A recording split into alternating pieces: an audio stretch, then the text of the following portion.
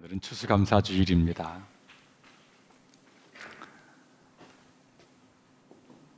운동화 끈을 잘 매지 않고 멀리 갈 수가 없어요.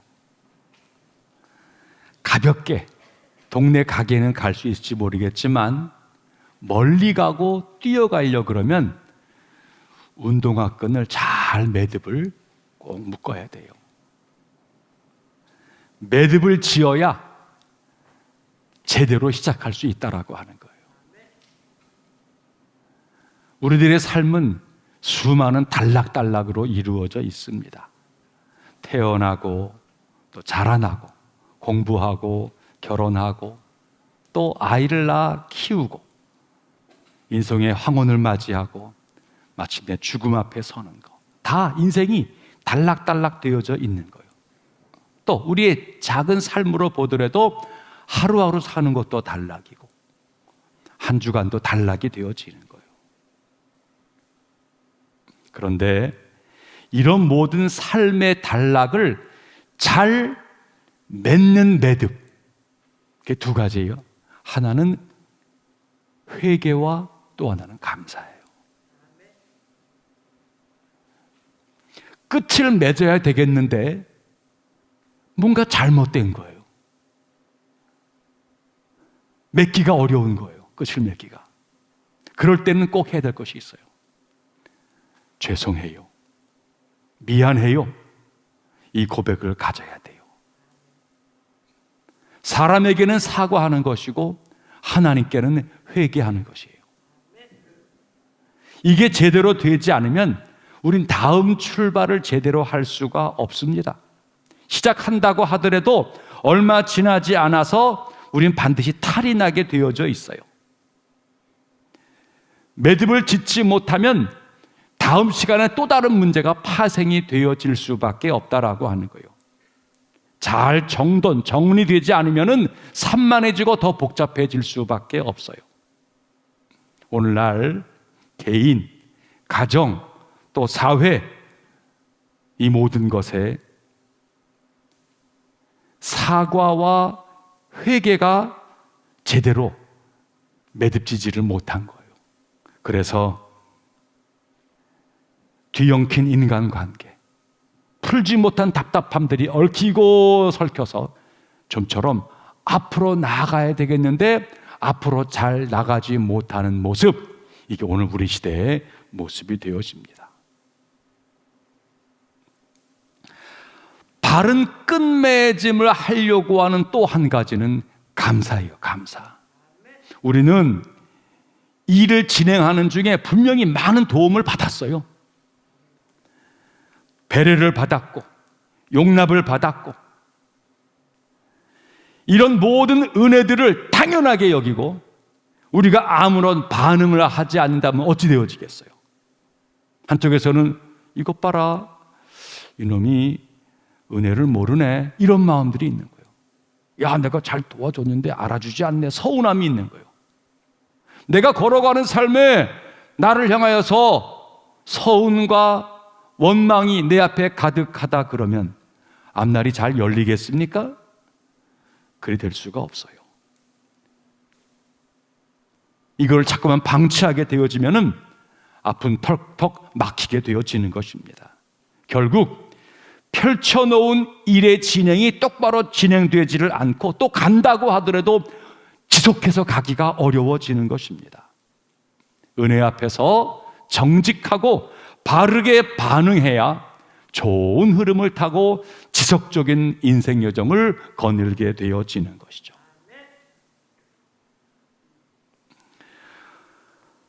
오늘의 우리 시대를 잘 돌아보세요. 결핍, 뭔가 결핍이 되어져 있어요. 그 결핍이 무슨 돈의 결핍, 건강의 결핍, 이것저것 지위의 결핍, 그건 별로 그렇게 크게 중요하지 않아요. 진짜 결핍은 감사의 마음, 자족하는 마음이 결핍되어졌다는 거예요. 농부가 곡식이 무르익은 거예요. 그런데 이익이 안 된다고 농부가 분노하고 있어요. 풍년인데 돈이 안 된다고 사람들이 화를 내고 있어요.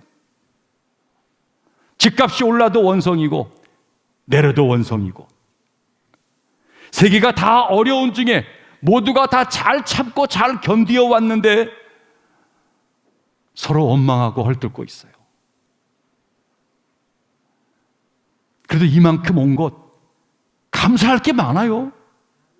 감사하면 묶인 것들이 풀리고 길이 열려지게 되어지는데 서로 원망 불평하느라고 길을 막고 서로 방해가 되어지고 있는 것이에요. 아무리 어려워도 감사를 잃어버리면 안 돼요. 코로나19로 많은 대가를 치르고 있어요. 하지만 끝까지 붙잡아야 할 것은 감사입니다. 감사는 믿음이라고 하는 단어의 시금석, 이 양반이 믿음이 있는가 없는가, 이게 믿음의 시금석은 감사예요. 최고의 신앙인은 기도를 많이 했다, 금식을 많이 했다, 자선을 많이 베풀었다, 그런 사람들이 아니에요. 범사에 하나님께 감사한 사람이에요. 그게 최고의 신앙인이에요. 누가 예수를 잘 믿느냐, 누가 하나님께 더 가까이 나아간 사람이냐 할 때 그 기준이 되어지는 것은 어떤 일까지 감사할 수 있느냐, 얼마나 감사하느냐, 그게 믿음 생활의 시금석이에요. 자, 오늘 본문을 바라보세요. 한번 13절, 14절 말씀 볼까요? 13절, 14절. 시작.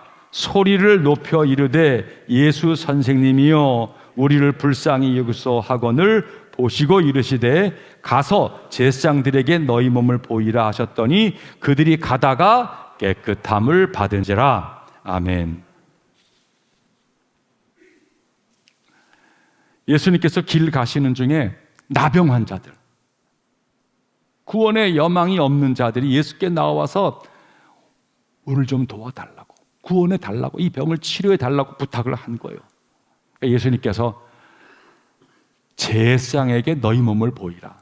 나병 환자의 완치의 결론은 제사장만이 내려주는 거예요. 그 말을 하면은 너희들 병이 나을 터이니까 제사장한테 가서 완쾌함을 받고 너희들 평강을 누려라 라고 하는 거예요. 주님의 은혜로 깨끗함을 입은 사람들이 몇 명입니까? 10명이 다 깨끗함을 입은 거예요. 자, 그런데 감사하러 온 사람은 10명 중에 한 명이고 그것도 이방인이었다는 거예요.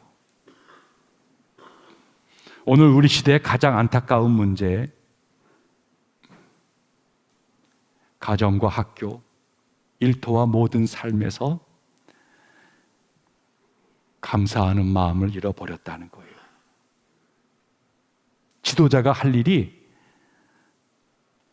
내가 여러분들 먹을 것 책임지겠습니다. 내가 무슨 삶에 무슨 혜택을 많이 주겠습니다. 그것도 지도자가 할 일 가운데 하나예요. 그런데요, 백성들의 정서에, 마음에 지도자는 영향을 줘야 돼요. 감사가 많은 백성은 마음에 여유가 있어요. 남을 배려할 줄 아는 마음이 생겨나는 거예요. 그래야 얽혀 설켜 살아가는 사람들 사이에 조금씩 여유 공간들이 만들어지는 거예요. 살만한 세상이 되어지는 거예요. 이게 얽히고 설킨 중에 내가 좀 물질로 채워줄게, 내가 너 지위 줄게, 그거 암만 해봤자 거기는 더 많은 거 요구하고 더 높은 자리 요구할 뿐이지 더 깊이 얽히고 설켜질 수밖에 없다는 거예요. 여유가 없어지는 거예요. 그런데 감사하는 마음을 가지면 그 모든 관계에 여유가 생겨지게 되어져요. 자신도 받은 바 어른에게 감사하는 모습을 보이는 그 부모는 이미 자녀에게 귀한 유산을 물려주고 있는 거예요. 어른들이 나를 잘 이렇게 키워 주었기 때문에 나도 너희들 부모 노릇하는 거다. 나고 세상에서 여러 도움 받았기 때문에 나도 너희들 잘 키워낼 수 있는 거다. 누군가에게 우리가 감사하는 모습을 보이는 것만으로도 우린 자녀에게 큰 영향을 주고 있는 것입니다. 근데 감사를 모르면 배은망덕한 거예요. 천천히 일지 모르겠지만 반드시 망하는 것, 감사하지 않는 거예요. 지금은 모든 것이 풍요롭더라도 감사가 없으면 행복할 수가 없어요. 진짜 행복은 감사하는 거예요. 감사하는 거예요. 17절 말씀 보세요. 시작. 예수께서 대답하여 이르시되 10사람이 다 깨끗함을 받지 아니하였느냐? 그 9은 어디 있느냐? 10사람이 다 깨끗했는데 왜 한 명만 왔지? 9은 어디 있는 거야? 9은 어디 있는 거야? 이게 주님의 애타하는 마음이에요. 이게 하나님 마음이에요. 하나님의 가장 큰 슬픔은 당신의 백성을 위해서 하나님은 최선의 것을 주시는 거예요. 여러 은혜를 베푸는 거예요. 마침내 아들까지, 외아들까지 주어서 그의 생명을 주신 것이에요. 내가 너희를 사랑한다 라고 말씀하신 거예요. 그런데 그 하나님의 사랑을 백성들이 전혀 알아주지를 않을 때 하나님 마음이 아픈 거예요. 사랑하는데 그 대상이 진심을 전혀 몰라주고, 그럼 사랑을 준 자가 얼마나 가슴이 아프겠어요? 여러분, 사랑을 주신 분의 마음이 아파하게 되어지면 나한테 문제가 생겨요. 하나님은 큰 사랑이기 때문에 하나님은 끝까지 사랑하세요. 하나님 위대하심인데, 우리의 일반의 삶 속에서 사랑해 주었는데 그분의 마음이 아파진다는 말의 의미는 뭐예요? 그분의 사랑이 식어가고 메마를 수밖에 없다는 거예요. 그러면 전체적으로 균형이 틀어져요. 문제가 생겨나게 되어지는 거예요. 성경 속에 등장하는 이스라엘 백성들의 어리석음은 그들이 구원의 하나님을 망각하고 오히려 하나님을 업신여긴 것이에요. 이게 바로 저들이 재앙을 받는 이유, 망하는 이유라는 거예요. 감사를 잃으면 결국 진노 앞에 설 수밖에 없어요. 그러므로 감사와 진노는 전혀 별개처럼 보이는데 아니에요. 이 동전의 앞과 뒤에요. 감사하지 않으면 메말라요. 그리고 내 안에 문제가 생겨요. 하나님이 억지로 우리를 진노하시는 것이 아니에요. 감사가 메마른 자는 필연적 스스로 망하는 길로 가게 되어진다라고 하는 거예요. 감사는 우리 삶의 본질입니다. 해도 되고 안 해도 되는 거 아니에요. 감사해야 돼요. 은혜를 안다면 감사해야 돼요. 자, 그런데 오늘 성경 말씀은 이제 감사가 이게 구체적 행동이라는 거예요. 감사하러 온 사마리아 사람, 말로 감사하는 게 아닙니다. 온몸으로, 행동으로 감사하고 있습니다. 그의 감사의 행동이 무엇입니까? 첫 번째는요, 은혜를 베푸신 분에게로 돌아왔다는 거예요. 돌아왔다는 거예요. 감사의 시작은 은혜 베푸신 분에게 나아가는 거예요. 그분에게로 걸어가는 거예요. 아니, 받은 은혜가 있는데 베푸신 분에게 찾아간다는 것은 당연한 행동 아니겠습니까? 근데 의외로 이 행동을 잘 못해요. 고마운 줄은 아는데, 그거 정말 고마운데, 근데 문제는 사람들이 발걸음을 돌리지를 않아요. 찾아가지를 않아요. 행동하지 않아요. 그것은 진짜 감사가 아니라는 거예요. 아니, 9명이 감사의 마음이 없었겠어요? 오, 나 병 나았다. 어이구, 고맙네. 그분이 날 고쳐주어서. 그건 있었을 거예요. 근데 문제는 그들은 제 갈 길로 갔어요. 이건 배은망덕이에요. 감사는 행동이에요. 몸부림이에요. 감사는 구원해 주신 그분 앞에 가는 거예요. 몸을 움직여, 내 삶을 움직여 그분에게로 가는 것이에요. 신앙이라고 하는 게 그거예요. 나를 창조하시고 구원해 주신 하나님 앞으로 나아가는 거예요.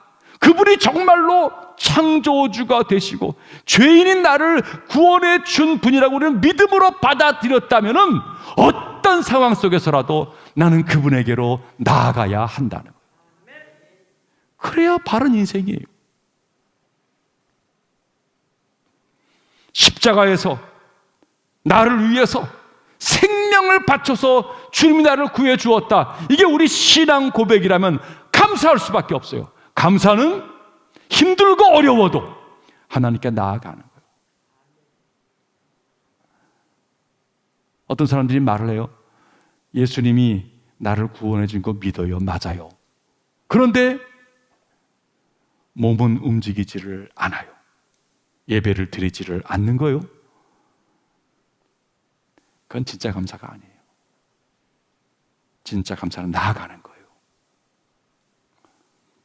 뿐만 아닙니다. 나아가면서 그는 분명히 고백을 합니다. 나를 낫게 해주신 분 주님이십니다. 똑바로 고백 올리는 거예요. 이 감사의 고백은 너무나 중요해요. 고침을 받은 자가 하나님께 영광을 돌려드렸다. 우리가 영광 돌린다는 말을 이상하고 어렵게 여기지 마세요. 그분이 내게 하신 일을 그분 앞에 나아가서 이거 하나님이 하신 거예요. 정직하게 고백드리는 거예요. 모든 피조 세계가 하나님께 영광을 돌린다는 말의 의미는 하나님이 지으신 거예요. 은혜를 베푸신 거예요. 그 자리에서 하나님이 하신 거예요 라고 하나님을 올려드리는 거예요. 그게 영광 돌리는 거예요. 자연 만물은 고개를 수그리고 창조주 하나님을 높여드리고 있어요. 영광 돌리고 있는 거예요. 근데 인간들은 그 과정에서 내가 심었는데, 내가 수고했는데, 내가 공부했는데, 내가 열심히 일했는데, 어리석은 자기의, 자기 자랑, 요거 붙드느라고 정작 진짜 위대한 은혜, 그 구원 앞에서 인간이 자랑하고 있는 거예요. 영광을 돌리지를 않고 영광을 가로채고 있는 것이죠. 이게 피조물의 비극이에요. 인간의 비극이에요. 부모님이 저를 키워준 겁니다. 부모님의 은혜입니다. 우리 부모님 귀하십니다. 반듯하게 올려드리면 자식들이 봐요. 이웃들이 봐요. 하나님께 영광이 되는 것이고 모든 주변 사람들에게 덕을 끼치게 되어져 있어요. 그런데 가로채는 거예요. 부모를 해준 게 뭡니까? 나는 고생했는데, 힘겨운 중에 내가 벌은 건데, 자기의, 자기 자랑에 빠진 거예요. 조금 고개를 들고 내가 했다, 이루었다라고 말하지만 조만간 메말라요. 갈 길을 잃어버려요. 자녀와 후손이 잘 될 수가 없어요. 이미 길을 어긋나 버린 거예요. 그 일을 이루신 이가 하나님이라고 하는 사실을 반듯하게 선포하고 예수님께서 나를 고쳐주었어요. 고백드린 거예요. 이게 하나님께 영광을 돌려드리는 것이고 저들은 예수 앞에 나와서 엎드린 거예요. 이게 영광 돌리는 거예요. 이게 바로 예배.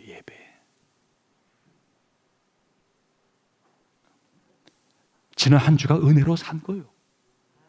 감사해요라고 말하면서 은혜 주신 분, 감사와 예를 포하려고 하나님 앞에 나와서 하나님이 허락하신 삶을 살게 하였습니다. 감사해요. 고백드린 거예요. 아무리 바빠도, 아무리 내가 즐길 것이 있더라도 감사를 정확히 표현하는 게 예배예요. 예배는 감사 행동의 출발이에요. 이 사마리아 사람은 예수님의 발에 살해했다라고 말을 합니다. 그 살해는 양의 문제가 아니라 진정성의 문제입니다. 바른 예배는 받으러 온 게 아니에요. 이미 충분히 받았습니다. 온 자연 만물의 혜택을 받았고 부모, 자녀, 친구, 일터 모든 주변 것 다 은혜로 받은 것입니다. 그리고 십자가, 생명의 구원을 받은 거예요. 예수님의 죽으심, 그 생명을 내가 구원이라고 고백한 거예요. 예배는 받으러 나온 게 아니에요. 받은 게 감사해서 주 앞에 엎드린 거예요. 그런데 놀라운 것은 그렇게 예배를 드리면, 감사의 제사를 드리면 하나님이 이쁘게 보세요. 또 다른 은혜가 주어지는 거예요.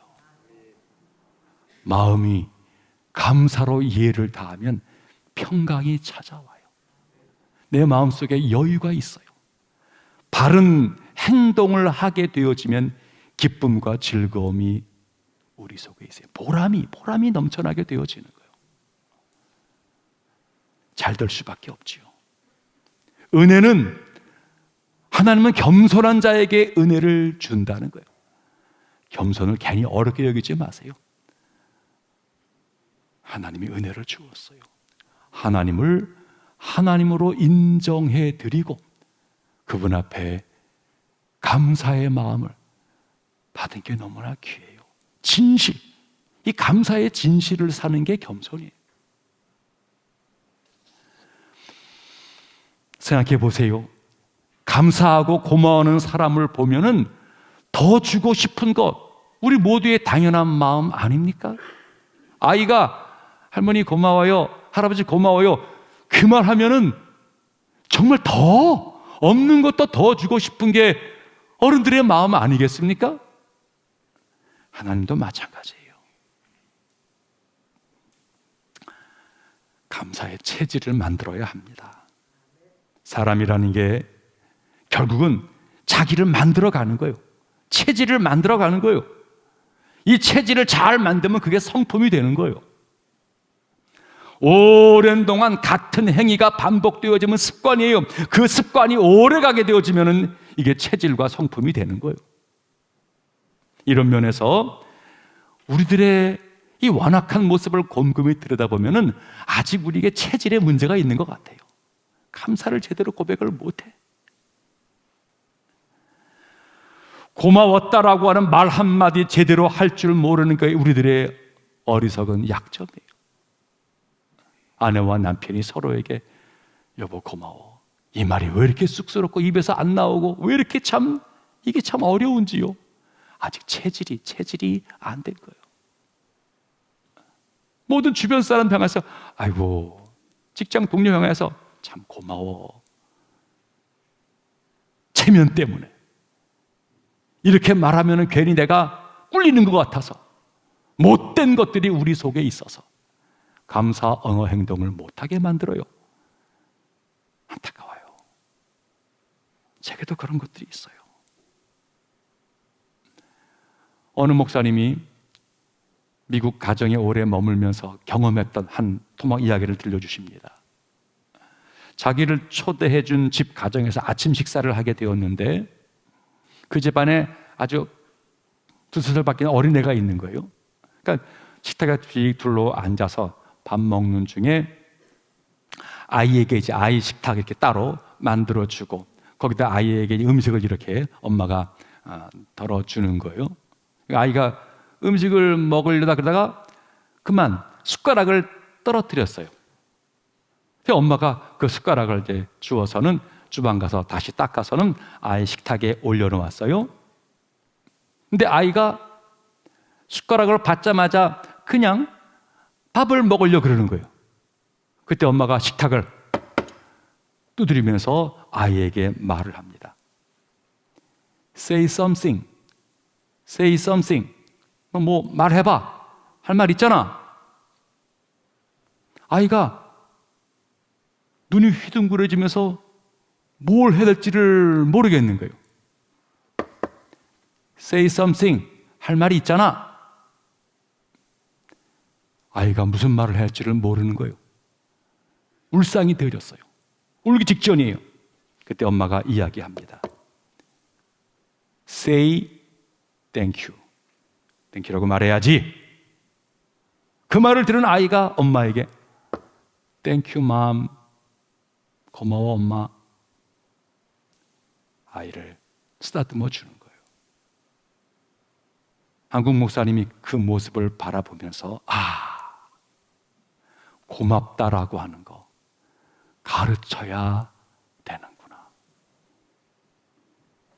작은 것이지만 가르쳐야 되는 것이구나.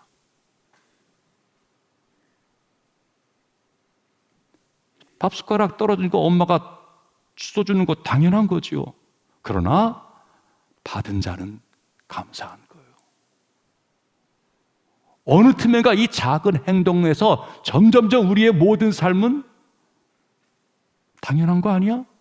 당연한 거 아니야? 부모로서는 당연한 거예요. 하지만 받은 자는 절대 그리 말해서는 안 돼요. 받은 자는 감사한 것이에요. 좀 찬양하면서도 은혜를 당연하게 여겨요. 망하는 거예요. 그게 배은망덕이에요. 은혜는 감사해야 되는 것이에요.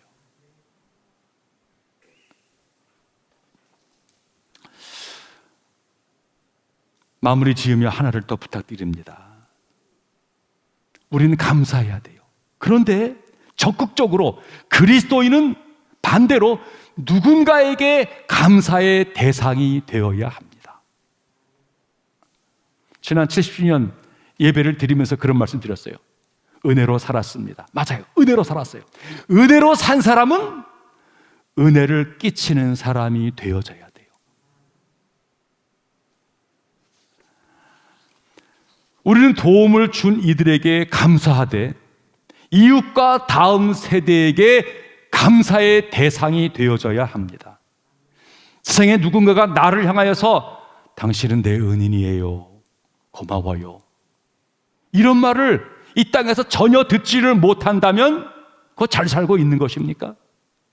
저 사람은 내가 감사할 사람이다라고 나를 생각할 때 그게 인생을 잘 사는 거 아니겠어요? 여러분, 이 문제는 깊이 고민해 봐야 합니다.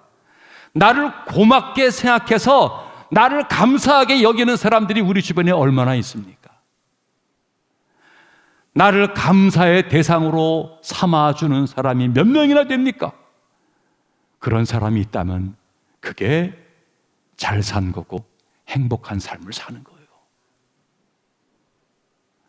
아무리 생각해 봐도 나를 향해 고맙게 여기는 사람이 별로 없다? 이거 어찌 산 겁니까? 자식이 나를 별로 고맙게 여기지를 않고 아내와 남편이 서로를 고맙게 여기지를 않고 일터의 동료들과의 관계에서도 서로 고맙게 여기는 마음이 없고 인생 그런 정도로 살았다 그러면은 이거 우리 삶에 큰 문제 있는 겁니다. 우리가 살면서 성공이라고 하는 말을 합니다. 기적을 구하려고 합니다. 뭐가 성공이고 뭐가 기적입니까? 돈 좀 벌고 노후를 준비한 게 성공입니까? 지위를 쌓고 사람들이 고기를 숙여주니까 그게 성공입니까? 그건 정말 아무것도 아닙니다. 나는 성공이라고 말할지 모르겠지만 뒤에서 저들이 하는 얘기를 들어봐요. 그들은 수근수근 거리고 있어요. 그들은 비웃고 사실은 조롱하고 무관심하고 있어요. 나는 성공했어 라고 말하지만 내 성공을 누군가 조롱하고 비웃고 무관심하고 있다면 그건 성공이 아니에요. 아무것도 아닙니다. 정말로 다른 사람에게 그분은 참 고마운 분이야. 내게 은혜를 주었지. 감사의 대상이 되는 사람. 나를 고맙게 여기는 사람이 많은 사람이 진짜 성공한 사람이에요. 우리 교회는 11월과 12월을 덤의 세월이라고 늘 이야기합니다. 원래 1부터 10이면 끝나는 거예요. 그럼 끝 결산해야 되는 거예요. 그런데 인생을 허겁지겁 정신 살아오느라고 열이 지났는데 정리가 안 됐어요. 하나님께서 11, 12 이거 준 거예요. 시간에는 11, 12이 있어요. 11, 12은 정리를 잘 하라고 덤의 세월을 준 거예요. 덤을 뭐 해야 되는 거예요? 바로 이거예요. 마무리를 잘 짓기 위해서 잘못하고 부족한 거 있어요? 정직하게 죄송합니다. 제가 잘못했어요. 하나님 용서해 주세요. 이래야 매듭이 지어지는 거예요. 나아가 받은 바 은혜를 기억하면서 감사합니다. 모든 주변 향해서 지난 한 해 동안 고마웠어요. 이 말 하는 거예요. 그래서 사과와 회개, 감사로 이 덤의 세월을 반듯하게 붙들게 되어지면 매듭이 지어지는 거예요. 그 매듭이 지어지면 다음 길이 열리는 거예요. 매듭을 못 지으면 멀리 갈 수 없어요. 조금 가다가 탈이 나요. 문제가 생겨요. 자, 11월과 12월 덤의 세월, 은혜 앞에서 정직하게 감사로 고백하고 허물과 부족함을 인정한다면 잘못해서 미안해서 사과하고 회개하고 마침내 하나님의 은혜 가운데 새 날을 열어가는 온 성도 되기를